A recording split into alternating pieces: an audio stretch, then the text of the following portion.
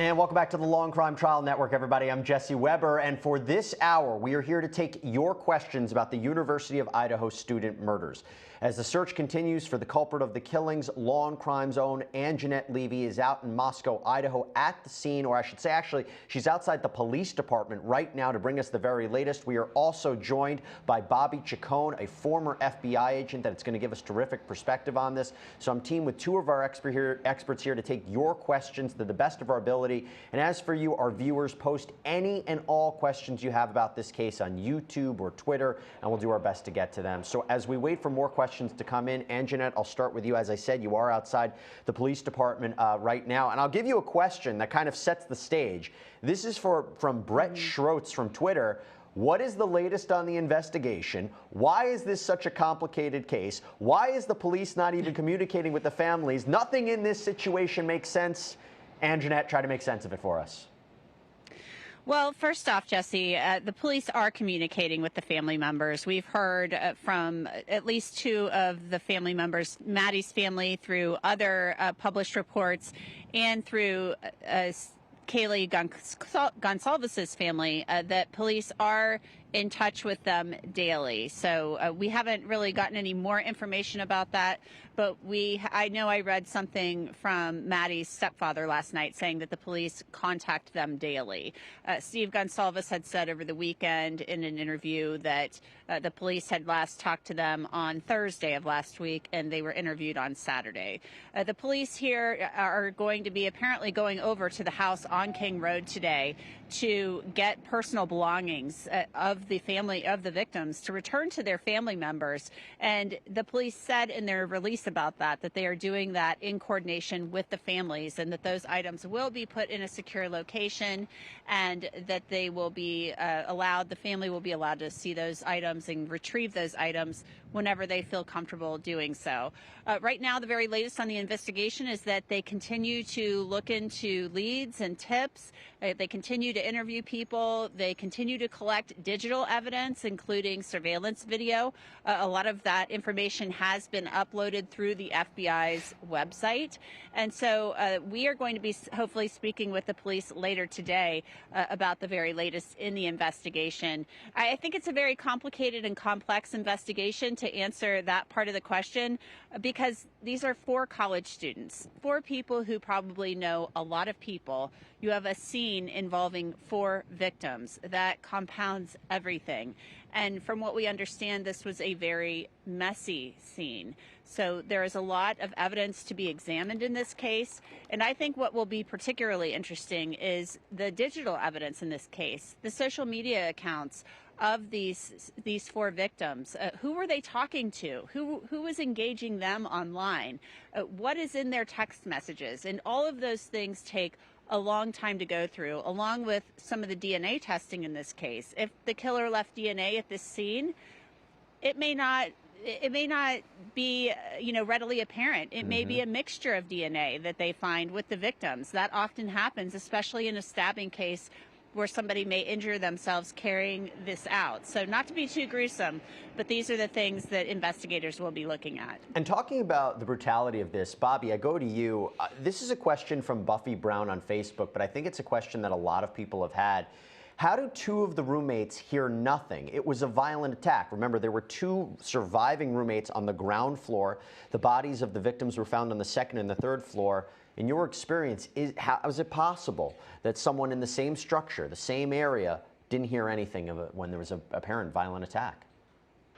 Well, first, we don't know if they didn't hear anything. Remember, this is a college off-campus house that has a lot of visitors.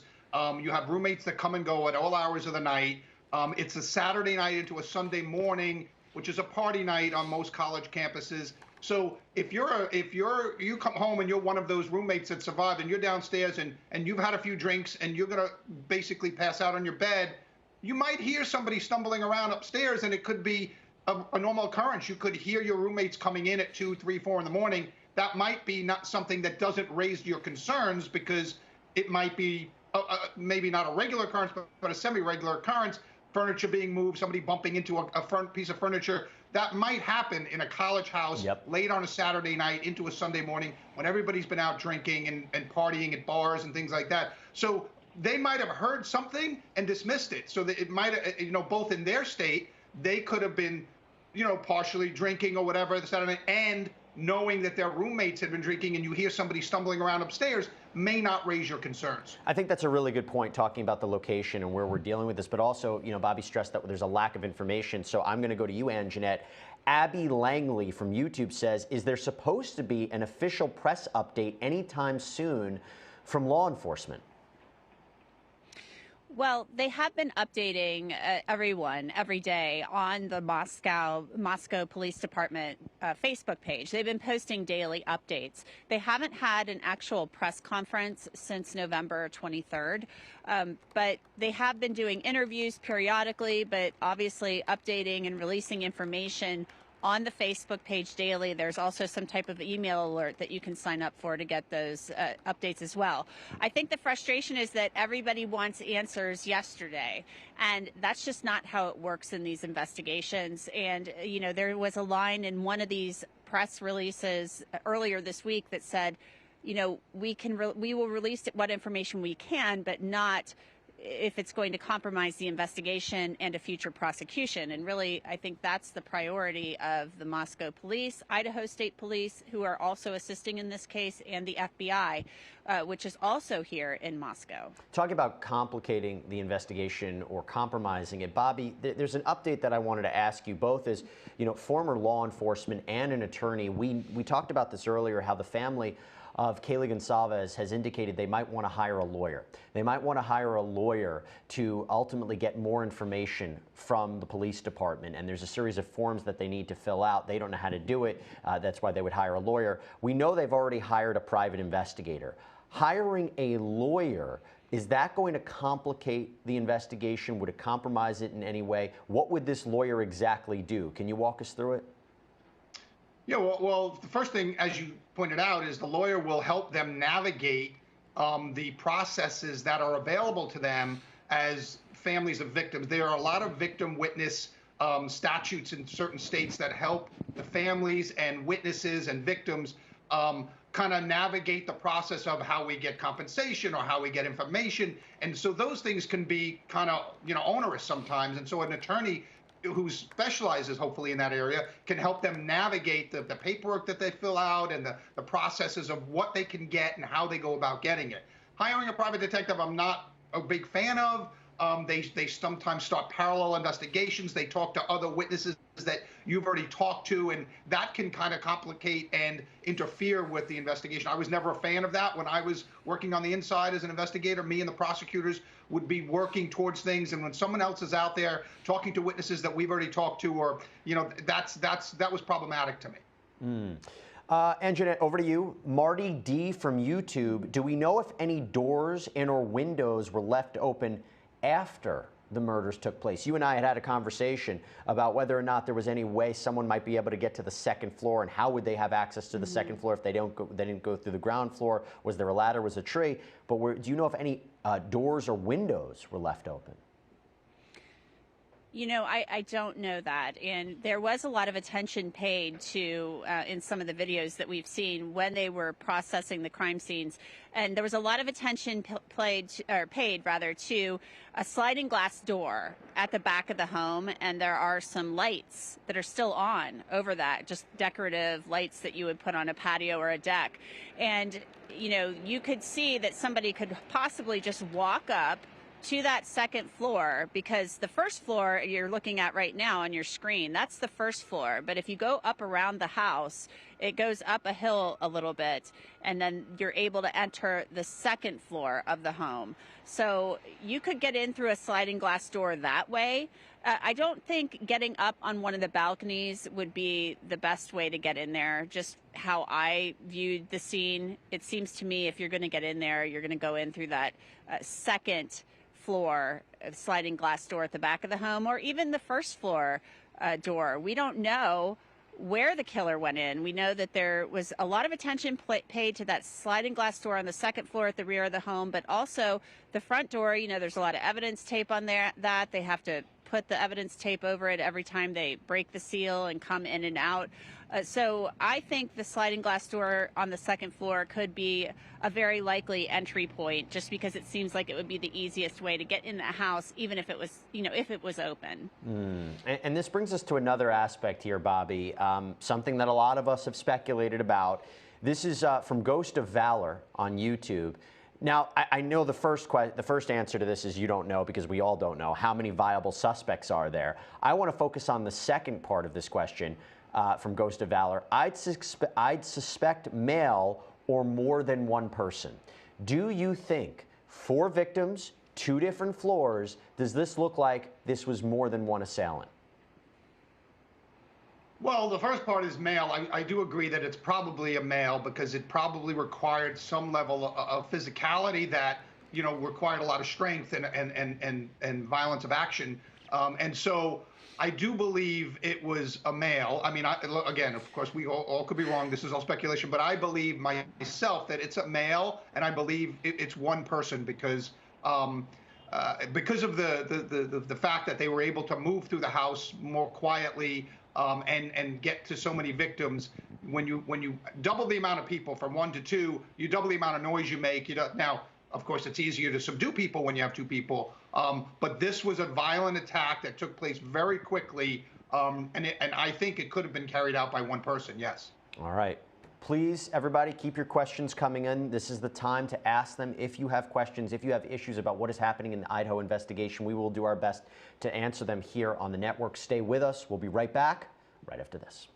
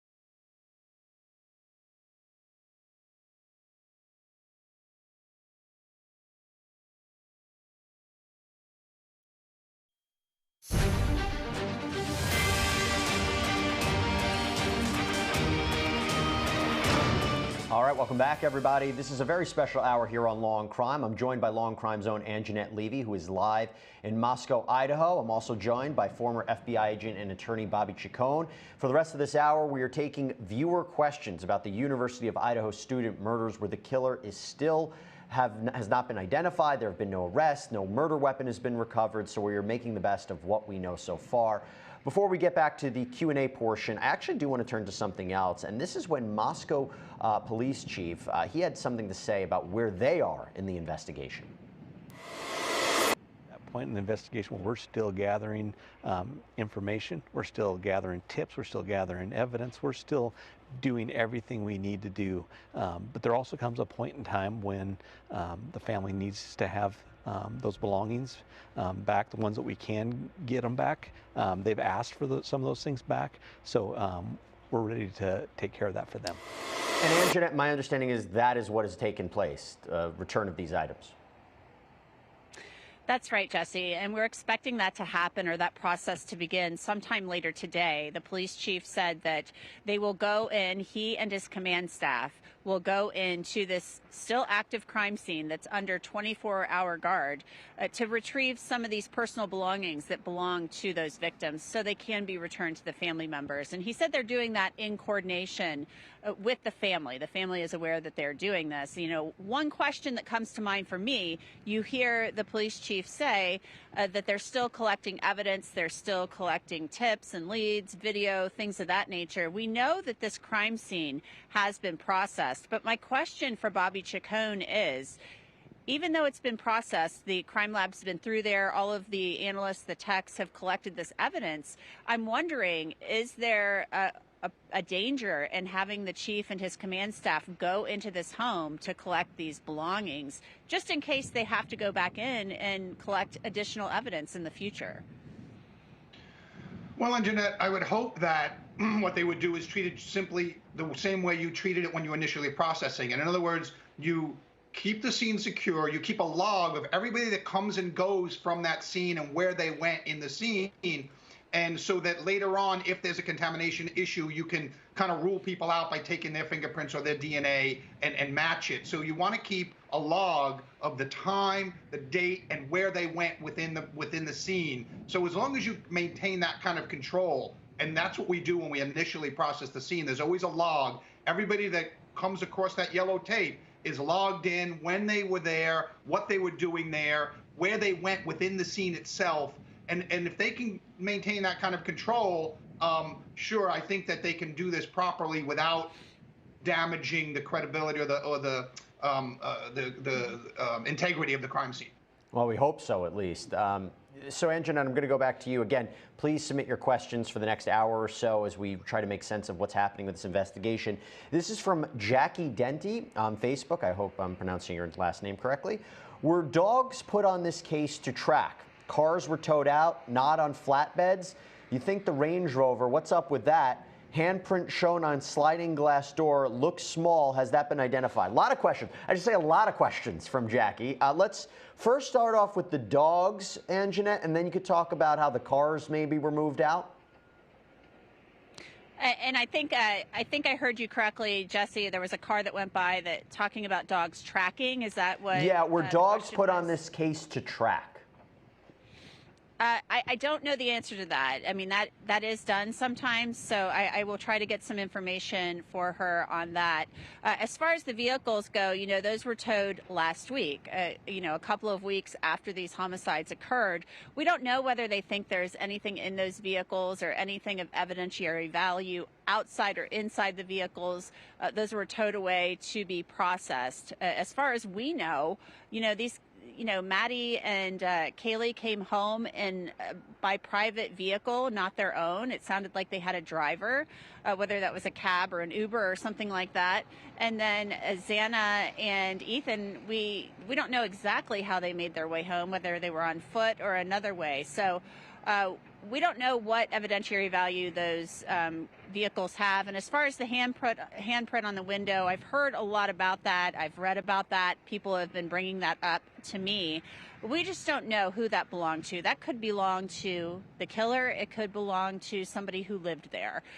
We don't know, and I don't think the police would really tell us if they did know who that handprint belonged to, because it would be part of the investigation. But obviously, we have so many questions. Everybody wants all of this information about the investigation, what was found where, who was found where, and we're just not going to get some of that information right now because of the active investigation. And you talk about what's being revealed or not revealed. So, Bobby, I go to you. This is a question from Jaha Question on YouTube. Is it possible that there is a suspect, but the police do not reveal him, her, publicly?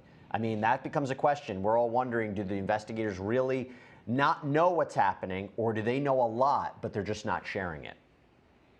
Well, my feeling is they know a lot. I mean, they process this scene. There's a lot of information coming out of this scene. They probably know the sequence in which these individuals were killed.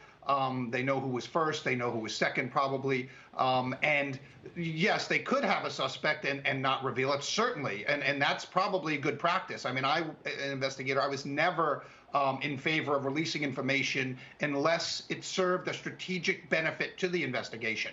Even to the families, I limited the amount of information going to the families because, quite frankly, especially early on in an investigation, we go down a lot of false leads.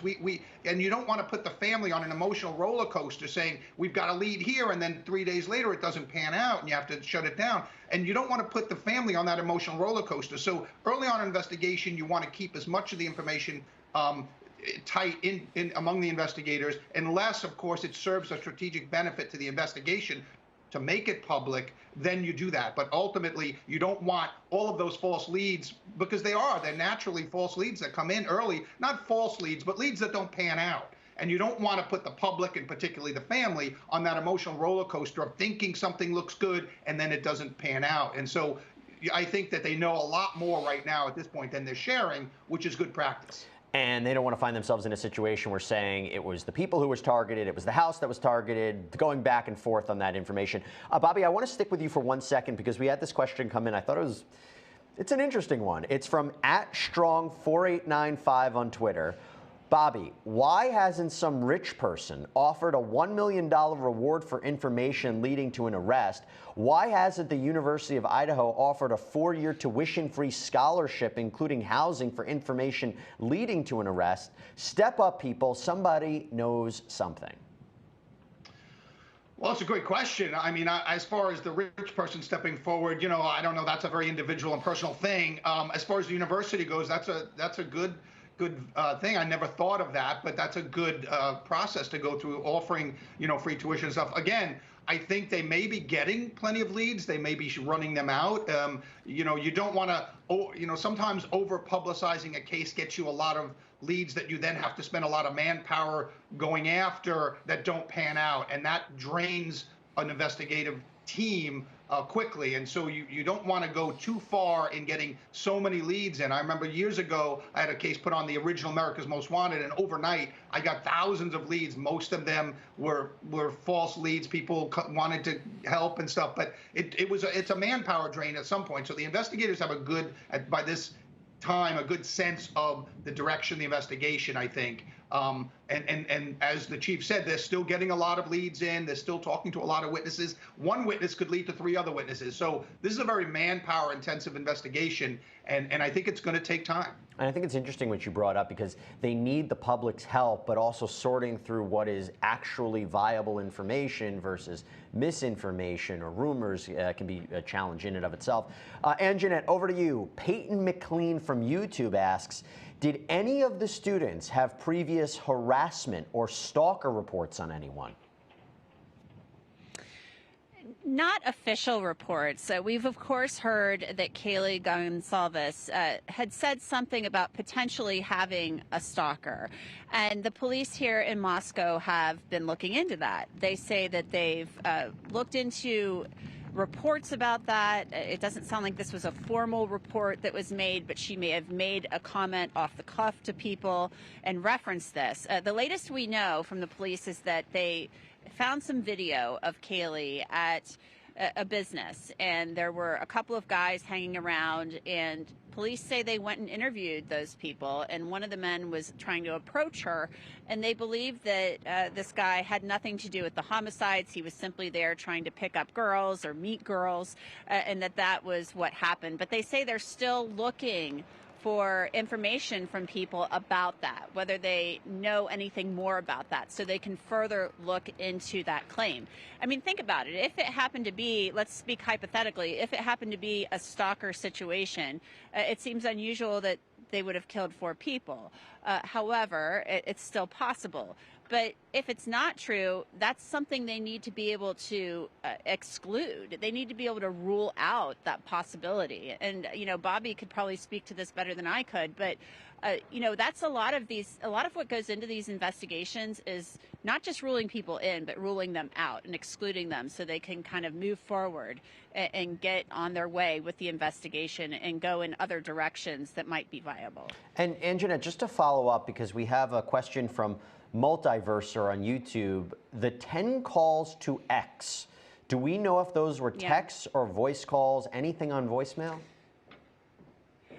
We don't know if they were voice or text, but from what I gathered, and I saw in an interview with Kaylee's sister, Kaylee Goncalves' sister, on Inside Edition, and she talked about these phone calls and the fact that they had called Jack so many times from 2 a.m. around that time to 2:52 a.m. She said that was the last call. And so it's interesting that they called so many times. She made it sound like they were actual calls, not necessarily text messages. So I'm sure that's something the police are looking at. Jack is the boyfriend, and they've said that they don't believe he's part of this at this point in time, that they don't believe he's part of the homicides. They've said that about a lot of people. But again, as I mentioned last hour, there was also something in italics on this that said, at this time in the investigation. So we know these things are fluid and things can change. So we're not saying he's a suspect. The police don't believe he is, but it is interesting they called him so many times up until 2:52 a.m. And then it sounds like police believe the homicides occurred sometime between 3 and 6 a.m. from everything I've read. Such a fluid situation. We could be on the air right now and something could change while Angenette is outside the police department. We just don't know. But we are taking your questions, so keep them coming on Facebook, YouTube, Twitter. We'll take a quick break and we'll be right back right after this.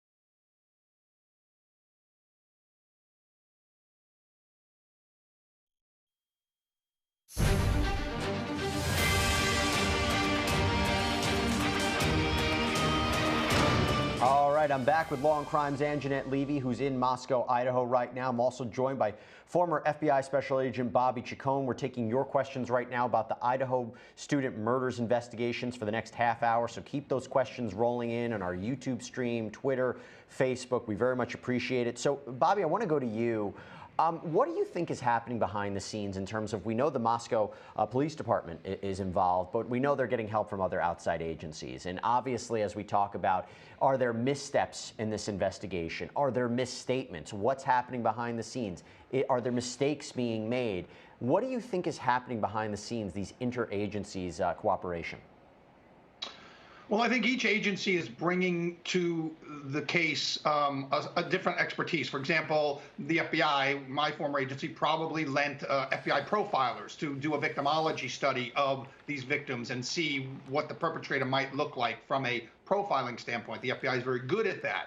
The FBI laboratory might be processing some of these things taken either from the crime scene, or we have a special photo unit that can enhance video or enhance photographs that are being, sent in by witnesses or people that want to help. So there's a number of different things that each agency might bring to the table, and hopefully the lead investigators who are responsible for the case are, maximizing all of those things and to the best effect. So I think that you have profilers that have come in, you have different crime labs that have different expertises that are probably coming in. There's a lot of DNA evidence from that house that has to be gone through. So I think that, I don't think it's a little too early to say missteps. I think that people sometimes think that things move quicker than they do in reality. And so I think that the drumbeat of the public for information can sometimes make it seem like missteps. But there's a lot of things to go through. Tons of witnesses, tons of physical evidence in this case, and the fact that each witness has a whole world of people around them that have to be examined, make it a very time and labor-intensive endeavor to carry out an investigation like this. All right, so Angenette, I'm going to go to you. We have a question from Monthy number 4 on Twitter, and if anybody follows Monthy number 4, just the really cute picture of a dog is the profile picture. That's just a little side question there. But anyway, Angenette, the question from Monthy number 4 is, could you please try to identify the source that leaked any victim, Kaylee, was injured more than another? It seems like this was suggested by a Fox reporter 3 days ago, that he heard from his sources, and that was the first the Goncalveses had ever heard of it. Well, I saw that interview, and he did claim to have a source who was alluding to this. So we don't know who that source would be, unfortunately. We would ask. And I actually reached out to the coroner and spoke with her briefly yesterday, and she said there was nothing more she could tell me other than what was in the official release saying that they were stabbed to death, all 4 victims. So we don't know where that piece of information came from, but in response to that question and in response to that suggestion, Kaylee's father said that he believed that was true, and he didn't say how he knew that, but he talked about how he paid for the funeral, so that he said he was entitled to that information. He knew that. So we don't know where he got that.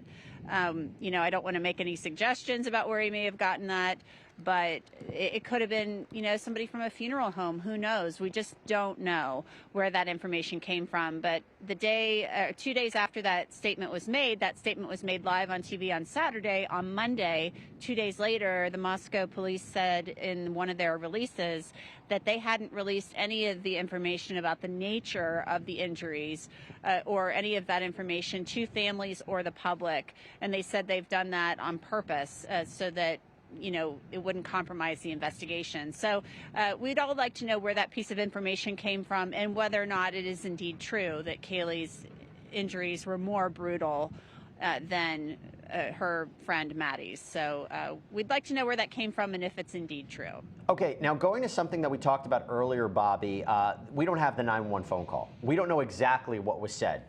There are reports that who made the call, and there might have been multiple people in the background, said that someone was unresponsive. And the reason I ask you that is Mado Melker on YouTube asks, how did the roommates think that the victims were just unconscious if there was so much blood on the scene? Well, we really don't know exactly what the roommates thought or believed. I mean, I think we have, I haven't heard the 911 calls or seen the transcripts of those calls. But remember, this is a very traumatic event. People sometimes aren't composed, and they say things that may not be accurate in the moment because this is a traumatic event that they're dealing with. So I wouldn't put too much, faith in, even when we do hear the tapes or see the transcripts, in what the people, I'm not saying they're lying, I'm just saying that during these traumatic events, people react differently and they talk differently, and the things that they convey are not always accurate, or they're different. So I don't, 911 calls are a world unto themselves. There's a lot of adrenaline running through them usually. There's a lot of trauma that people are processing at the same time as they're speaking. So I wouldn't put too much faith in, in concluding something about those comments because of the emotional state that the callers are usually in. Over to you, Angenette. Poke or Pokey on YouTube, not sure which way this goes, but Poke or Pokey, asks, did Xana and Ethan or Kaylee and Madison bring anyone else back to the house with them? Has that been confirmed? We don't know that. Everything we've heard from the timeline established by the police was that the two surviving roommates arrived home at King Road around 1 a.m., and then that Kaylee and Maddie arrived around 1:56 a.m. By private vehicle, and Ethan and Xana arrived at 1:45. So we have those three times: 1 a.m. for the surviving roommates, 1:45 for Ethan and Xana, and Maddie and Kaylee at 1:56. So those are the times that we've been given when they arrived home. We haven't heard about anybody else coming home with them, but we know that Maddie and Kaylee arrived in a private vehicle, and that's how they were taken home. Bobby, over to you. This is a question from Sonic Boss 91 on YouTube. Any news on the weapon or weapons used? Now, I saw initial reports that it was a military-style knife. I think the quote was a Rambo-style knife, a K-bar-style knife. Not sure it has been confirmed about that yet, but based on what we know of the stabbing attacks, do you anticipate that could be the weapon? Do you anticipate it was multi-weapons? I mean, again, I know it's so early, we don't have a lot of information. What are you thinking, though, in terms of the weapon? And also, it hasn't been recovered. Yeah, well, I think, just based on the reporting that you cite as some of the same that I've seen, I believe it was and I think the coroner believes this, it was a sharp-edged knife. Probably a larger knife, probably could be a military-style knife, which, by the way, doesn't mean much because you can buy those in Army surplus stores or things like that. So, but I think that based on the wounds, that the limited amount of information we know about the wound so far, that it was a fairly large, sharp-edged weapon that was used, and also that obviously I think the killer left with the weapon and then, most likely disposed of it somewhere. Whether we will ever find it or not is an open question. I spent 19 years looking for weapons underwater and bodies underwater, and so I think that the killer probably took the weapon with them and disposed of it in a place where they don't think it's going to be found. I want to go to another question, Angenette, from, this is actually an interesting one. It's from Malgorzada Z on YouTube. Why did the roommates decide to call 911? Did they see the bodies or the door was locked from the inside? Is it true the police don't know how many people passed by the house before the 911 phone call was made? We know that, we don't know about the doors being locked or not. There was some discussion about that. That's one of those things that's been kind of floating around on the internet, that maybe one of the doors, the bedroom doors, was locked, or maybe one person was outside the door. We don't know. We know that from all accounts that we've been given, that two of the surviving roommates called a friend over to the house because they believed one person was unconscious. We haven't been told who they believed was unconscious, and that all three of them called 911 on the two surviving roommates' phones. So we wish we could answer that question for you, but we just simply don't have that information. All right, well, these are great questions nonetheless. Keep them coming in on YouTube, Facebook, Twitter. We'll do our best to read them on the air and hopefully answer your questions. Let's take a quick break. We'll be right back.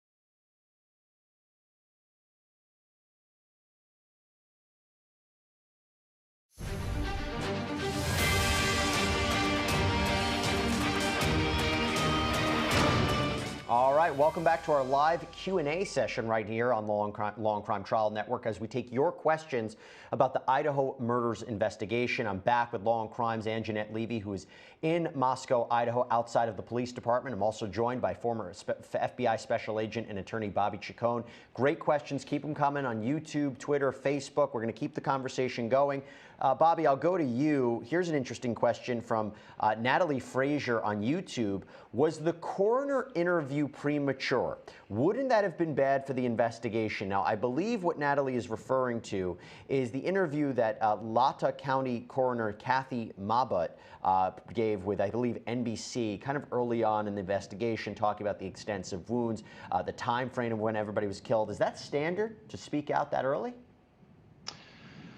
No, I don't think it is. And you know, like I said earlier, my tone as an investigator was always to keep everything in as long as and as much as I could, not give interviews. You know, this is a different world than when I was investigating. The drumbeat for information from this 24-hour news cycle and the internet wasn't present in the late 80s and early 90s when I was doing most of my investigations. But you generally want to keep as much information to inside the investigation as you can. You share a little bit with the families, a little bit, and you release anything that might be of strategic importance to the investigation. In other words, you release it to the public hoping for tips, or if you're watching a suspect, you can maybe watch them after you release the information and see if they behave in a different way. So I think that there's some strategic benefit, but in this case, no, I don't think it's advisable to put out that kind of information. You might share it with the families because there's an emotional need to know, but some of the wounds you don't want to share with the families. And so I think that, you know, again, my default position is any information that goes out potentially could compromise the investigation, and unless it serves a strategic benefit to the investigation, it shouldn't be released. I think the police department might be feeling that right now. Angenette, want to go to you? At Posh Penguin 3, which is great for multiple reasons. One, I hope that there was Posh Penguin 1 and Posh Penguin 2, and this user had to go to Posh Penguin 3. And that's how we like our penguins. Stylish, posh, perfect. So Posh Penguin 3 on Twitter says, was Ethan Chapin at the Betty Ball that night with his siblings? Was Xana with him? At what point did they make their way to the Sigma Chi fraternity? Well, we know that they were at the Sigma Chi fraternity at around 9 p.m. On November 12th, that's Saturday night. Where they were in between 9 p.m. and 1:45 a.m., that's something we're trying to get the answers to. We talked yesterday, you know, I met up with and just kind of ran into the president of Sigma Chi outside as he was going to class. And he just, you know, didn't remark on their whereabouts for that night. He said everything they know they've shared with the FBI, Moscow police, and the Idaho State Police, and that they've cooperated with the investigation. But we know that Moscow police, as of Monday, didn't know where they were between those hours because they're trying to put that timeline together. So I don't know if Ethan was at that event with his siblings or not. Ethan is a triplet, and his other siblings, his two siblings, surviving siblings, attend the University of Idaho as well. So I know police are looking into that. That's a question we have for them, and we're going to try to get the answer to that question too. I know you're on it, Angenette, and we have more questions actually directed specifically towards you in 1 second. Before we do, Bobby, I want to go to you. We have a question from one of our Twitter followers, at TrialWatcher22. Could this have been a serial killer just passing through and is long gone, or is that unlikely? It's unlikely, and I've spoken to some of my former colleagues that I work with now almost on a daily basis who are former FBI profilers. Serial killers usually have a signature. They don't usually kill more than one person at a time, although it has happened. It's unusual, and this is not the type of crime that we usually see, the victimology of which, you know, serial killers usually have a specific type of victim and a specific, some have a ritual they go through when they do the killings, and none of that is here. These are multiple victims, seemingly random. I think that probably, in my opinion, one of these people was the targeted victim and the other was collateral. The other three were collateral. But it doesn't seem to me like a serial killer. Serial killers, because the way they get away with it for so long, are usually much more careful. And this killer didn't seem to be careful. I think, entering a house with 6 people in it is not careful. Now, they did get away. I grant you that. But it's not generally a safe way to do it. Okay, so I have, like I said, Angenette, we have questions directed specifically towards you. Sorry, Bobby, no offense. This is from Drew Cohen on YouTube. Please ask Angenette about a camera at 1320 Linda Lane, Moscow, Idaho, right by the house, facing Taylor Avenue, the main road in that neighborhood that connects King Road to the main road. You know anything about that, Angenette? I don't, but I feel like I'm going to have to go look into that later Yeah, today. right? I think I need you to text that address to me and all of that information. So no, I don't. But we've been keeping an eye out for video cameras, and also, they've been putting out a call for surveillance footage. They've asked people within a certain radius to submit all of their surveillance footage. So we know they've gotten a lot of video and digital evidence uploaded to that FBI website, but I think we'll have to go look into that camera that was mentioned by that questioner, that viewer, here a little later today. I wonder if that's somebody who's actually from the area. Look, sometimes investigators need the public's help. They know details. They know things that other people will not know. I go to you, Bobby, from Sultan Sheikh on YouTube.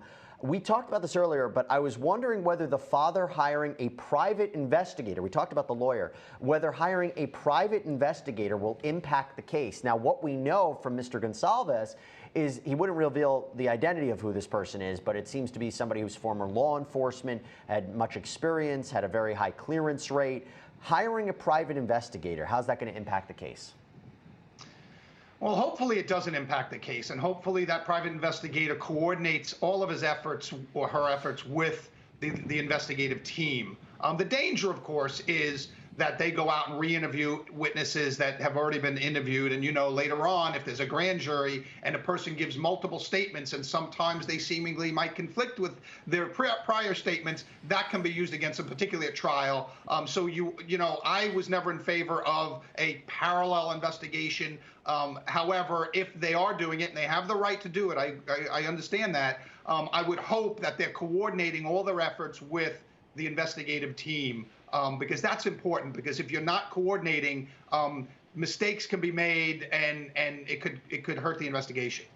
Angenette, I'm going to throw 2 questions out to you. One is from Sierra Edwards on YouTube.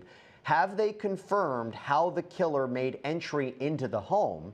And the second question is from Rachel Henderson from YouTube. Are the police 100% sure there was only one killer? So much carnage by just one killer. Bobby and I talked about the likelihood of multiple killers, but what has actually been confirmed in terms about the entry point and the number of assailants? We don't have it a lot confirmed on an actual entry point. As I mentioned, there was a lot of attention being paid to that sliding glass door that leads to the second floor of the home. We are going to see if maybe that was the entry point. It seems most likely, based on just how the house is laid out and how it looks. I think it would take a lot to get up to the balcony on the 3rd floor.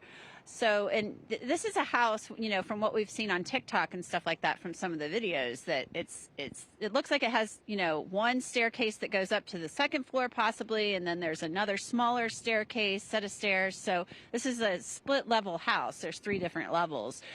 So we are going to look into that, the entry point question, as well as other questions about whether or not they believe there's more than one person involved. It seems to me, and I agree with Bobby, just based on what we know, that it likely probably is one person and one person only. Bobby, just to go off of another question that we keep seeing a lot is in terms of the target, right? We know the police went back and forth about where the individuals in the house targeted were, and why just those 4 individuals that were killed and not the other 2 people that were on the ground floor, or whether or not the house was targeted. Was there something about the house? Where do you stand on what we know so far on whether or not it was the house or the specific people who were targeted?